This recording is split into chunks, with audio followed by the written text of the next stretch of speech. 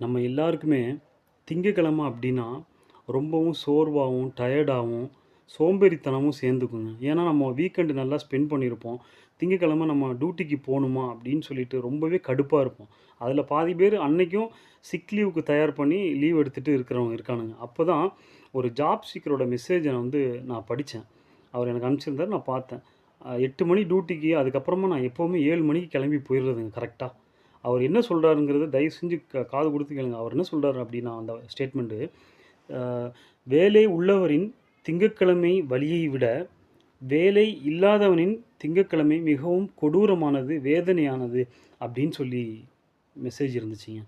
So யோசிச்சு பாருங்க, பல லட்சக்கணக்கான பேர் இன்னைக்கு வேலை இல்லாம திரிஞ்சுட்டு இருக்காங்க. யாருக்கு தான் எந்த வேலை தான் கஷ்டம் இல்லாம இருக்குங்க? எல்லா வேலையுமே கஷ்டம் தான்.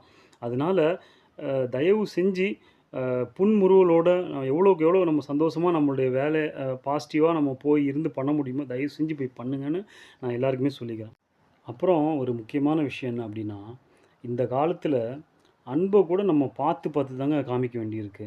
ஏன் அப்டின்னா, நம்மளுடைய அன்பு புரியாத இடத்துல நீங்க அழுதுட்டு நின்னா கூட, அவன் என்ன தெரியுமா சொல்லுவான்? "இங்க பாருய்யா நல்லா ஆக்ட் பண்ணுது. சூப்பரா நடிக்கிறான் பாரு" அப்டின்னு சொல்லிருவான். அதனால சும்மா நம்ம ஒரு ஓப்பன் புக்கா எல்லாருக்கும் எல்லாத்தையுமே குடுக்காம, யாரு, எவருன்னு நம்ம ரிவ்யூ பண்ணி, புரிஞ்சுகிட்டு, அவங்களுக்கு மட்டும் நம்ம அன்ப குடுத்தா போதுங்க. அப்டின்னு சொல்லி நான் இன்னைக்கு முடிச்சுக்கிறேன்.